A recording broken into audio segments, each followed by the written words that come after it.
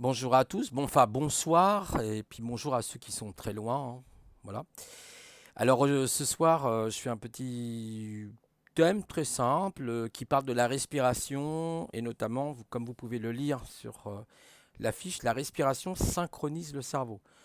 Alors c'est un sujet qui m'intéresse depuis de nombreuses années et qui effectivement est un sujet peut-être que qui est un sujet qu'on oublie. On n'y prête pas attention parce que tous les jours, ben, on respire automatiquement et voilà quoi, on fait ses petites occupations à droite à gauche. Et pourtant, c'est un sujet qui peut paraître anodin et vous allez voir que en fait, ce sujet a une importance capitale, je dirais presque. Alors vous savez que, bah, que l'homme, l'être humain en général, est constitué entre 70 et 80% d'eau, de liquide. Nous avons la lymphe, etc. Donc nous avons tout un système intercellulaire, intracellulaire, c'est assez complexe, hein. Là, après, des personnes plus spécialisées pourront vous parler mieux que moi comment se font ces échanges ioniques entre l'oxygène, etc. Tous les processus biochimiques que nous avons dans le corps, simplement les cellules. Vous savez que nos cellules ont besoin d'oxygène, notre sang a besoin d'oxygène, notre cerveau a besoin aussi d'oxygène. Ça, je vous apprends rien du tout. Mais que cet oxygène, bah, elle est importante parce que si vous prenez simplement la cellule, bah, la cellule c'est une espèce de petite usine qui va faire un travail de triage en quelque sorte, hein, avec des enzymes qui vont couper tel élément, qui vont les rassembler, etc. Dans une cellule, vous avez l'ADN, l'ARN, l'acide ribonucléique ou l'acide désoxyribonucléique. Et donc, vous avez tout un échange, les mitochondries, vous avez tout un système d'échange. C'est merveilleux comment c'est fait, c'est extraordinaire quand on regarde une cellule. Et vous voyez que cette cellule a besoin d'eau et elle fait aussi des échanges avec des ions d'oxygène.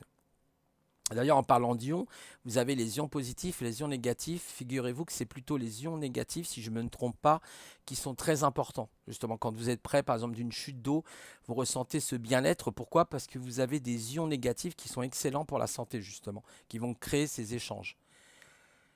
Et puis, ben oui, il est important, la respiration, évidemment, c'est vital, hein. Sans respiration, il n'y a pas de vie. Et effectivement, quand on regarde la manière dont nous fonctionnons, on pourrait dire que l'être humain aurait besoin de sommeil, a besoin de manger. Généralement, bon, l'être humain se nourrit 3 fois par jour. Bon, malheureusement, il y a d'autres êtres humains qui, pour le coup, se nourrissent pas 3 fois par jour. En France, il y a aussi un problème de malnutrition. Malheureusement, il y a beaucoup de gens qui sont dans des grandes difficultés, qui ont beaucoup de mal et qui sont par exemple des familles nombreuses, etc. Enfin bon, je ne vais pas vous faire tout un topo. Malheureusement, la misère, on la voit autour de soi. En France, je crois qu'il y a plus de 9 ou 10 millions de personnes qui sont dans les grandes difficultés. Mais oui, effectivement, si une personne mange 3 repas par jour, le petit déjeuner qui a été plus ou moins inventé, je crois, par les diététiciens après-guerre, il me semble, où on leur disait qu'il était important de manger un repas le matin, et puis le midi, le soir, généralement, le petit déjeuner, le dîner. On dit qu'il faut manger soi-disant le matin comme un roi, le midi il faut manger comme un prince et le soir comme une princesse. Voilà, c'est le dicton qui dit ça.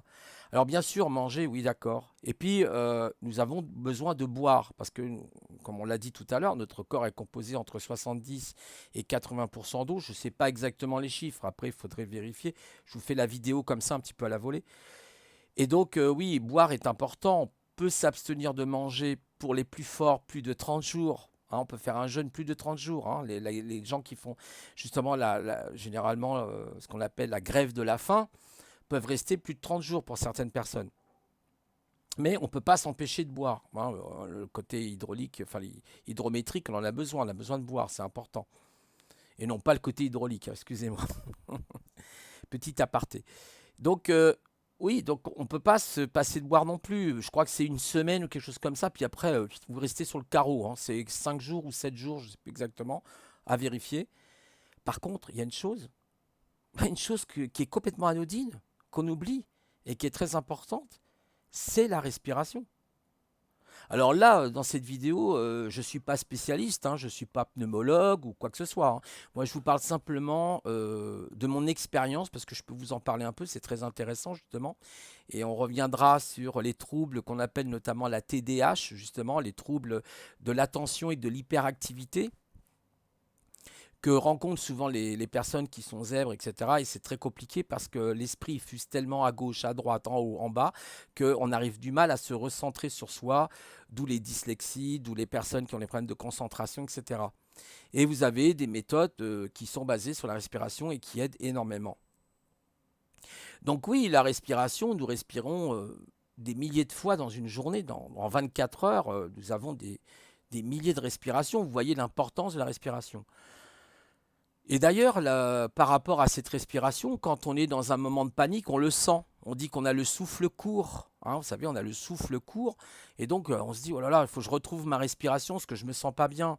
Par exemple, vous allez passer un examen, vous allez passer, je sais pas, pour les plus jeunes, le bac ou une situation stressante, des examens médicaux ou autres, hein, qui n'a jamais connu ça.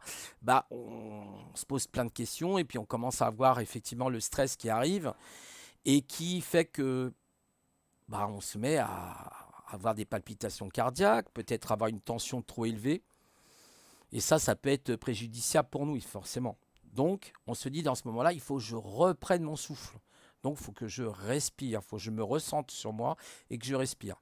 Alors là, je ne vous fais pas un cours de yoga, mais c'est à peu près comme ça.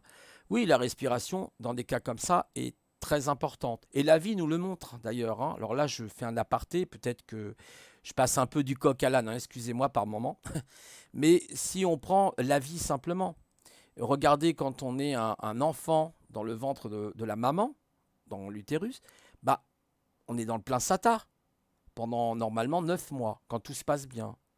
Donc nos poumons sont fermés. Normalement, ils sont fermés, hein. Après, il faudrait poser la question à des spécialistes. Et quand on voit le jour pour la première fois, parce qu'on est nourri par le cordon ombilical, et ben le bébé, il faut qu'il hurle, il faut qu'il crie. Pourquoi? Parce que c'est la première fois que ses poumons vont s'ouvrir. Vous savez, c'est un peu comme des huiles. En fait, on a été dans l'eau et d'un seul coup, les poumons se mettent à s'ouvrir et ça fait très mal, c'est très douloureux. Et c'est une des raisons pour laquelle il faut que l'enfant crie. Voilà. Et à partir de là, ouf, première inspiration. Et regardez, c'est rigolo, première inspiration, dernière expiration. La dernière expiration, c'est le jour où nous rendons notre souffle, c'est-à-dire le jour, évidemment, de notre décès. Donc, vous voyez l'importance vitale de la respiration. Et d'ailleurs, tout respire autour de nous. Quand vous regardez, même ne serait-ce que le schéma, par exemple, universel, le schéma planétaire, le schéma du cosmos. Cosmos, je rappelle, c'est l'ordre, hein, c'est l'ordre tout établi. Eh bien, l'univers respire. Vous avez des astrophysiciens, des astronomes qui vous disent l'univers se dilate et l'univers, de temps en temps, se recontracte. Et quelquefois, il fait 2 pas en arrière pour un pas en avant. Je vous l'avoue, c'est vrai que dans plusieurs milliards d'années, peut-être qu'on ne verra plus les étoiles parce que l'univers sera rentré dans une telle extension qu'il est possible qu'il y ait du noir absolu. Je ne sais pas, on verra. En tout cas, c'est ce que nous disent les théories de physique. Donc vous voyez que tout respire.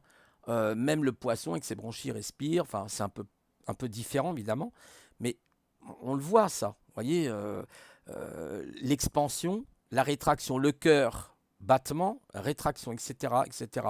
La vasodilatation, la vasoconstriction. On retrouve toujours ce mouvement de l'intérieur vers l'extérieur. C'est ce qu'on appelle le dedans et le dehors. Vous regarderez la différence du dedans et du dehors. C'est très intéressant. C'est un concept très intéressant. Donc on voit à quel point il est important. On voit que cette respiration est vitale. Ça fait aucun doute sur cette question-là. Et moi, j'aimerais aujourd'hui vous parler d'une méthode. Alors j'essaierai de vous remettre le lien, hein, si je le trouve éventuellement sur le blog. C'est un monsieur, peut-être que certains le connaissent d'entre vous, qui s'appelle monsieur Philippe Morando, et qui a mis en place une méthode qui est la respiration spéciale. Il a mis à peu près une trentaine d'années pour mettre au point cette respiration, et je vous assure qu'elle est très intéressante. Alors évidemment, après, vous avez les respirations du yoga, vous avez différentes respirations. On retrouve ça dans le yoga, mais même dans les arts martiaux, hein. Par exemple, quand certains pratiquants d'arts martiaux ont des respirations, on leur dit il est important de savoir respirer dans les arts martiaux. Si vous faites du karaté, chez les Japonais, c'est le ki, chez les Chinois, c'est le chi, c'est l'énergie. Mais c'est lié à la respiration. La respiration, c'est-à-dire que quand vous regardez par exemple quelqu'un qui pratique le karaté ou tout autre art martial, la respiration pour lui est très importante parce qu'il va synchroniser par exemple ses mouvements avec sa respiration. Quand il va donner un coup, il y a une extension, vous voyez, on le sent, il souffle, il y a un souffle, il y a même un cri, voilà. Donc on voit l'importance de cette respiration pour le jogger, dans le sport, peu importe. Et donc pour revenir au sujet, là, j'ai fait un petit aparté encore, petit aparté. Donc en fait, la respiration spéciale, vous la faites 5 minutes le matin et 5 minutes le soir. C'est très simple. Vous apprenez donc à respirer par le nez et vous expirez par le nez, pas par la bouche. Et vous relâchez votre corps. Vous êtes assis confortablement, vous pouvez prendre la position du cocher endormi, je ne sais pas si vous connaissez, vous regarderez un cocher endormi, c'est très rigolo. Et donc cette respiration, elle doit être ventrale, c'est-à-dire qu'au départ, quand vous allez, vous voyez, je respire, vous gardez à peu près 4 à 5 secondes l'air dans vos poumons, pour que vos poumons soient bien dilatés, et vous relâchez par le nez. Vous pouvez même faire un bruit avec le nez, c'est un relâchement. Et vous faites tomber votre tête, vous êtes sur votre chaise et hop, la tête elle tombe. Et au moment où votre tête elle tombe, vous relâchez votre respiration. Voilà. Éventuellement, vous regarderez sur YouTube, il y a des techniques. Alors, il y a d'autres techniques de respiration que vous pouvez utiliser aussi, qui doivent être efficaces, j'imagine, surtout au niveau du yoga. Moi, je vous parlais de cette respiration que je fais de temps en temps. Et c'est vrai que c'est une respiration qui va vous aider énormément parce qu'elle va vous permettre d'être beaucoup plus zen, plus calme. Et dans une situation d'énervement ou autre, vous allez retrouver vos idées parce que c'est là souvent... la tension elle monte, la palpitation cardiaque, la confusion, etc. Donc c'est pas simple. Là par exemple je vous parle, mine de rien, faire une vidéo, ça paraît simple et il y a du stress parce que qu'est-ce que je vais dire, qu'est-ce que je vais vous dire. Donc là je vous parle comme ça directement, mais c'est pas toujours, toujours évident. J'espère que vous allez bien m'entendre parce que j'ai mis un casque, un micro, parce que je me suis aperçu que le son n'était pas terrible. Et donc voilà. Donc on voit l'importance de cette respiration. Donc il faut pratiquer dès que vous pouvez ces respirations. Vous pouvez vous inspirer de d'autres respirations, il n'y a aucun problème.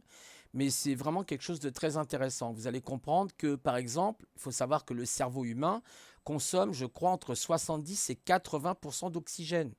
Donc on en a besoin. Donc, la respiration nous aide à nous recentrer sur nous-mêmes et à avoir les idées plus claires. Voilà, et vous voyez, comme l'affiche le dit, ça synchronise même le cerveau. Il y a une synchronisation qui s'effectue entre l'hémisphère gauche et l'hémisphère droite. Parce que vous avez le pont calleux qui se trouve entre les deux hémisphères, et ça va permettre une meilleure communication entre ces deux hémisphères. Donc vous voyez en fait l'importance de la respiration. Voilà, c'était un sujet que je voulais partager avec vous, parce que on est tellement dans un système aujourd'hui anxiogène, stressant, que quelque part on brûle un petit peu des fois la chandelle par les deux bouts, si vous voyez ce que je veux dire, et on finit par s'user par le stress, etc. Et ça peut vous aider, ça ne va pas enlever vos problèmes, mais ça peut vous aider. Et en plus, la respiration, le bonus en plus, si je peux dire, c'est qu'elle va attirer des bons événements pour vous. Parce que c'est un phénomène physique. Et vous allez attirer aussi de beaux événements pour vous. Dans la respiration spéciale en particulier, ce qui vous aide effectivement à attirer des bonnes situations. Parce que vous allez être calme et vous verrez que ça fonctionne. Ça fonctionne vraiment. Donc, de toute façon, je vais essayer de retrouver les liens de Philippe Morando, qui est un psychothérapeute qui est de longue date. C'est une personne très intéressante qui explique en fait toutes ces techniques. Alors, il n'en parle pas, je crois, sur YouTube par contre, mais sur son site, vous avez... D'ailleurs, je crois qu'il y a un CD qui est vendu. Bon, ça après, vous pouvez le faire vous-même, la respiration. C'est pas très compliqué, je vous ai dit, vous êtes assis confortablement sur une chaise ou même sur un tabouret, vous faites la position du cocher endormi et puis vous... Voilà, vous voyez, voilà, j'exagère un peu, c'est à peu près ça. Donc il faut vraiment se relâcher, il faut la faire 5 minutes, 5 minutes le matin, 5 minutes le soir, et dans certaines occasions aussi, si par exemple vous êtes stressé, vous pouvez la journée la faire, il n'y a aucun problème. Et je vous assure que ça apporte beaucoup d'avantages au niveau de la santé. ça va permettre de réoxygéner donc le cerveau, le sang, les organes. Ça permet donc d'éloigner la maladie aussi. C'est une aide précieuse. Ça va augmenter votre concentration, votre mémoire. Ce n'est que ça peut faire perdre du poids aussi, il faut le savoir, parce que comme elle est ventrale, n'oubliez pas que quand vous inspirez, de gonfler le ventre, et quand vous expirez, de rentrer le ventre, vous faites en fait monter l'air au niveau du diaphragme, et ensuite par le nez. Mais tout par le nez. La respiration spéciale, il n'y a rien par la bouche. Parce que vous verrez qu'il y a des respirations, l'expiration se fait par la bouche. Comme ça, par exemple. Non, ce n'est pas le cas. Il y a différentes respirations. Vous vous renseignez, parce que c'est peut-être pas adapté à vous. Pourquoi pas? Mais en général, ça fonctionne, cette respiration, qui a un peu un nom étonnant, qui s'appelle la respiration spéciale. Vous pouvez faire des recherches sur Internet. Et si ça peut vous aider, voilà, c'est un tuyau que je voulais vous donner. Moi qui m'aide personnellement. D'ailleurs, je m'y suis remis il n'y a pas très longtemps, parce que je lui dis, mais c'est marrant, par moments, je me sens pas très bien, je me sens stressé, etc. Alors, je dis pas que c'est la panache, hein, évidemment, c'est la solution miracle de tout, évidemment. Ça va pas vous solutionner tous vos problèmes comme par magie. Mais ça peut être une aide un peu, je dirais même vitale. Donc, pourquoi? Parce que la respiration, c'est vraiment la vie. Hein. On ne peut pas s'empêcher de respirer. Je vous ai dit, on peut ne pas manger pendant, peut-être pour les plus costauds, pendant plus d'un mois, peut-être 25 jours, un mois. Boire, bah oui, il faut quand même boire, c'est important. Mais respirer, c'est vital. À moins que vous soyez, comment il s'appelait, vous savez, dans le film, je me souviens plus. Euh, ah zut, avec le dauphin là. Bref. L'homme de l'Atlantique, quelque chose comme ça. Je crois que c'était l'homme de l'Atlantique. C'était intéressant. Alors, à moins que vous ayez des bronchies, que vous allez sous l'eau. Bon. D'ailleurs, vous voyez, la preuve, c'est qu'en parlant de ça, je digresse un petit peu, mais c'est rigolo parce que quand vous voyez justement les apnéistes, bah, ils sont capables de rester très longtemps. Hein. Le record, je crois que c'est plus de 15 minutes ou 20 minutes sous l'eau. Hein. C'est quelque chose comme ça. Hein. Faut voir un petit peu, il faut faire des recherches. Donc vous voyez à quel point pour un apnéiste, d'ailleurs, quand ils font de la plongée, vous savez, quand ils battent des records, hein, je crois que le record c'est plus d'1 kilomètre. Hein. Il y a eu un Italien, donc ils plongent sans bouteille. Ils ont des poids, puis ils ont une espèce de, vous savez, de grandes tiges et puis ils plongent comme ça. Enfin, c'est comme un ascenseur en fait. Hein, puis ils vont très très. Et puis après, faut qu'ils décompressent. Hein, il faut qu'ils respectent les paliers de décompression. Sinon, alors là, c'est fini. Mais alors eux, par contre, alors là, c'est presque de la magie, quoi. On se demande comment ils font ces personnes-là. Mais je pense que c'est un très grand entraînement. Alors par contre, ils pratiquent des respirations différentes. C'est plutôt basé sur le Hatha Yoga, par exemple, qui pratique beaucoup. Et ils leur permettent effectivement d'avoir cette respiration très particulière et de rester assez longtemps sous l'eau, les apnéistes. Voilà, donc bah, je vous souhaite en tout cas bonne respiration, bonne vie. Et puis voilà, ce sont des petits conseils qui peuvent être sympas. Moi, j'ai pensé à ça. J'ai dit, tiens, ça peut être intéressant, une vidéo sur ça. Pratiquant donc cette respiration spéciale depuis un certain temps, elle peut aider. Je vous garantis qu'elle peut aider. Voilà, donc ben, je vous souhaite en tout cas une bonne soirée, parce que là, je crois qu'il est un petit peu plus de 18 h, il me semble. Oui. Et je vous dis à la prochaine. Au revoir, c'était Didier.